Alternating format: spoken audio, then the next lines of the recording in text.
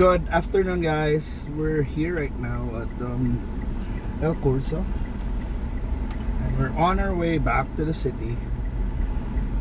So hikan ta nag-Samgyupsal because premiere the Samgyupsal has opened a branch here at El Curso, and I had lunch with a great friend of mine, a dear friend of mine, and Samgyupsal, it's something that you have to share with a friend. Diba? Dili na pwede magsuluhon. Kuan ra kayo. But I don't know how to describe it, pero kuan ra kayo kung suluhon ang Samgyupsal. Dili kuan magilgig ko, diba? Murag makalula ra kung suluhon, diba?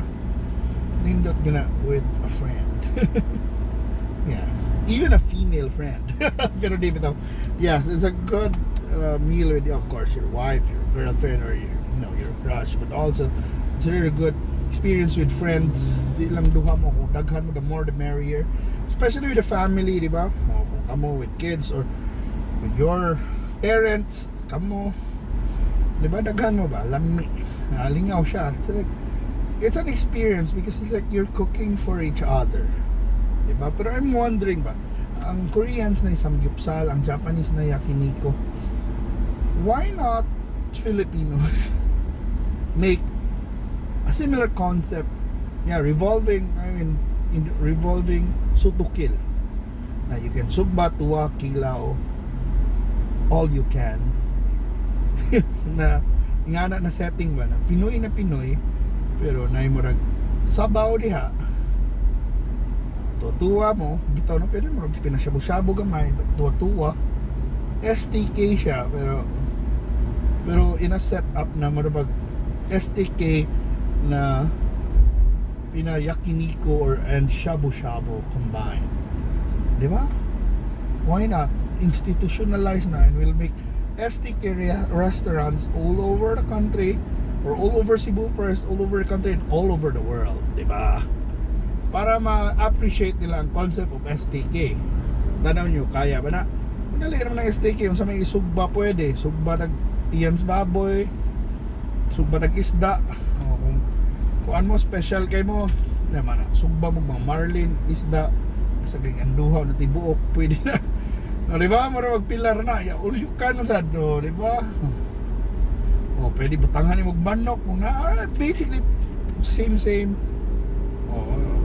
Pwede shrimps, so same anang mga Yakiniku type, subahanan naman na. Di ba? Mo na to design na murag very Filipino. May traffic lagi sa SRP. And then, why not? Imoong murag kuan ba? A concept that we spread around the world. Diba? Kaya putangan na itong STK man, so tuwa. So tuwa means, tinuwa na isabaw niya na pinashabu-shabu na atong ihumol ang mga isda or sabi mong tuwahon, manok, isda, basically isda na lang, di ba, mga ulos isda, ulos sa marlin, ulos salmon, weird bansad kung isagol na baboy, so kinang isda lang, or maybe even shrimps, locust, more na sugba na sila, but tuwa pwede rasad, basta kana imong kuanon. What we recommend is dapat ang ituwahon is ang isda, maybe ulos isda na tropical lagi dire. And then ang K is kilaw. Kinilaw is, of course, kana kinilaw mo rin nagpinasashimi sushi na when you order it nanay kinilaw, diba? Ako sana imposo kay traffic kayo, so kamang tani, I don't know, I'm sorry, anhi ko dire, but I didn't know what's causing this traffic. Is there an accident? Hopefully wala, but I don't wanna go to CCLX to avoid this traffic, no? Ano ta? We're gonna go home straight. I'm gonna show you the Carmageddon right now here in the Cebu South Coastal Road, which is, I don't know, just caused by what? Masagot ko kabaw unsa. But I'm hoping we will learn. Yeah, a few meters from here, the explanation of this situation. Oh, diba? Pero diba, sige mo na ba? Kato, let's go back to that STK concept. Do you think it would work? I mean, do you think we can promote? Diba? We can promote the Filipino cuisine. So, dapat sa Kinilaw na not only isda, we always have the panige, but we can also add guso, lato, diba? Even mga swaki, if da, diba? To make it just, the variety. So I'm wondering if there's such a thing as like a DIY STK, na all you can eat, or STK all you can. Would you eat it?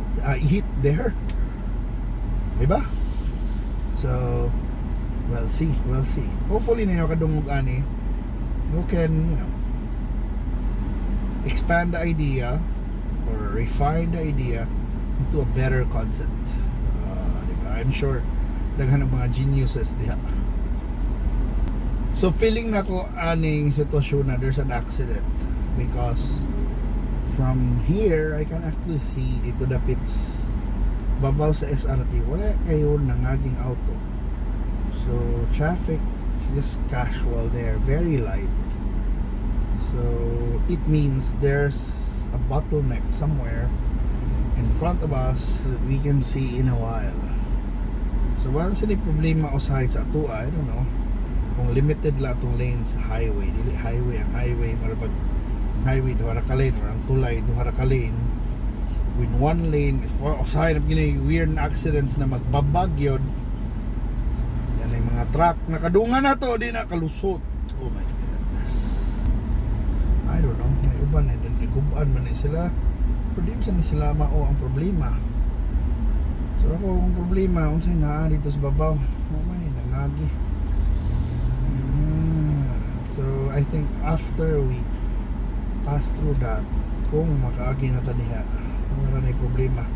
Isa ko kaatong sisilex kay appeal man sa na blockade ani.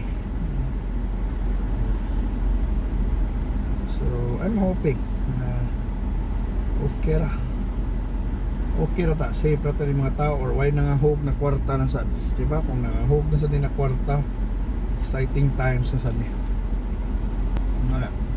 Mari state of the roads of Cebu. So let's talk about the second half na lang natin sa itong conversation is, let's talk about the State of the Nation address. Do you still listen to the State of the Nation address?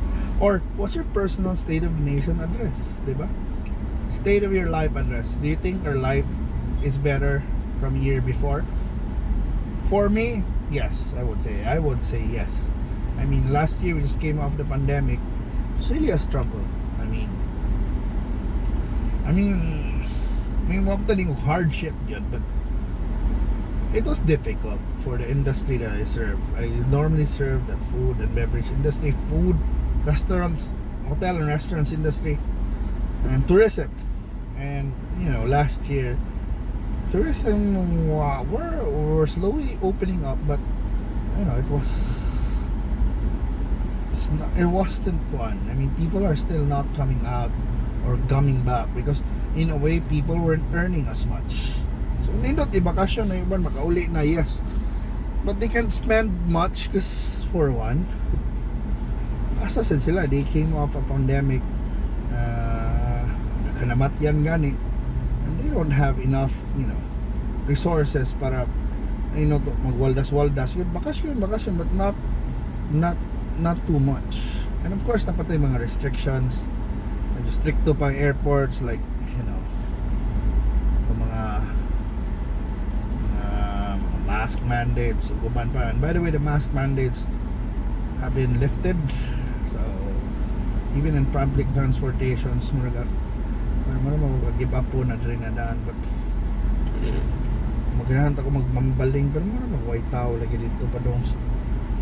And I look at the road going to Cebu City, may problema. So what kaya unsay sitwasyon? Let's see. Yeah, I don't like the situation, but dayon lang ta. I don't wanna U-turn also. Ayaw U-turn. Ang malagi, huwag mo magwa na dito. Ano yung traffic sa unahan. Alam na bottleneck somewhere na di ko kasabot. Either na yung nagbangga. I don't know lang what lane is the perfect lane, what's the lane is the better lane. Diba? Hindi ko kasabot. But sige, ato na lang yung iwanan. Dili on because it's better to see the situation for, you know, for lessons na lang, for intents, for all intents and purposes, for what about in aid in aid for future traffic reference. Oh, may nanak ka na diha. So unsay problema. So I hope na masulbad na unsay may problema diha ngano na ay bottleneck, what's causing the bottleneck, and how can they prevent that such kind of congestion. Napareho ani that we created lanes ni Lydia ko sayop na lane na marabang na was third lane. There's no such thing as third lane going up the bridge. Dili ko dapat kuha na ni. Dili ko dapat diri na linya. But anyway, mo na. Heavy traffic the SRP ang theme na lang nato ani. Man state of the SRP. Pero mabita lang State of the Nation Ferdinand Marcos, I think there was no big scandal, I would say, sa gobyerno man sad. Maybe na yung mga big mga drug raid na palpak tong billion peso drug raid na involve mga police. Mauti na mga biggest issue, but ang nay atraso ato dili man gyud ang gobyerno ba. Kuha na yung mga grupos taga gobyerno na may kabulastugan, but it's not a scandal na marabag na moabot sa presidente na ang presidente basulon. Diba? Probably there was a time also nagisabot. There was like a sabotage, economic sabotage at mga precious. Kasi nga na presyo sa sibuyas. There was a time na nga na ba bad, it was the sibuyas price was so bad, the sugar prices were so bad, and to think that's the department of the president. Pero hopefully na makontrol na ni Daddy BBM ang kana na sitwasyon man na hey, he can do something about it and tell those people na your days are numbered. Kuha nila mo bilang ng araw niyo, wag kayong wag kayong manggago, wag niyong guluhin yung bansa natin, di ba? Wag niyong guluhin ang pungko. Sarap kumain sa pungko na kinahanglan. Dili na na kani man yung taxi kung tripping mo mabangga mo kasuway ko diri bangga ng taxi sa una. Yung tripping ng mga taxi malusot jud. Pero sige lang, surrender na lang, giveaway. Say ako na giveaway na. Pero ba lagi man may traffic dito. So may problema diri. Di ba hanggang 13 minutes na ta, wag pa kagawa sa SRP. So we're gonna end this trip like about 18 minutes na lang para na chance. Pero unsa may problema diri. Busog pa kay ko. Muna mabalik na lang ta na State of the Nation, my man, and of course katong kung namoy nice restaurant idea sakyi ni dato obe mo nga nabihibo alibi kanang make an STK All You Can and spread it around the world. Sutukil by Sutukil, diba? A Sutukil restaurant. May tag Carlos Sutukil, Sutukilers. I don't know the Sutukilabot. Mga nga na ba? Vic Sutukil. Tito Sutukil. Payawa ni mo to, masangit ka. Ako kay ka, sa mga gently.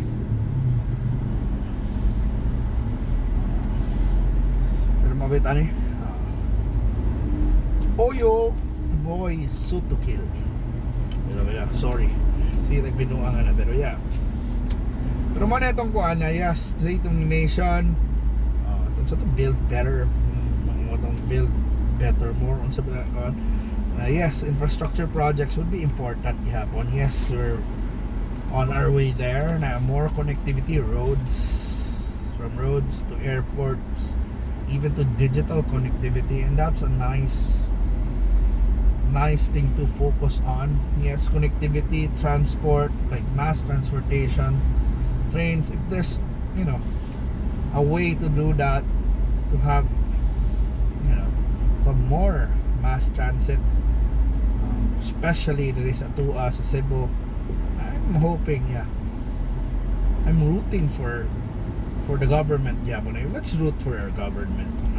Uban kontra partido mo ingon na, but I think for now let's root for the government. Let's root for the government to succeed. Don't always think the government fails, or don't you ever wish the government will fail. You criticize, yes, maybe their move, but don't you ever wish the government to fail.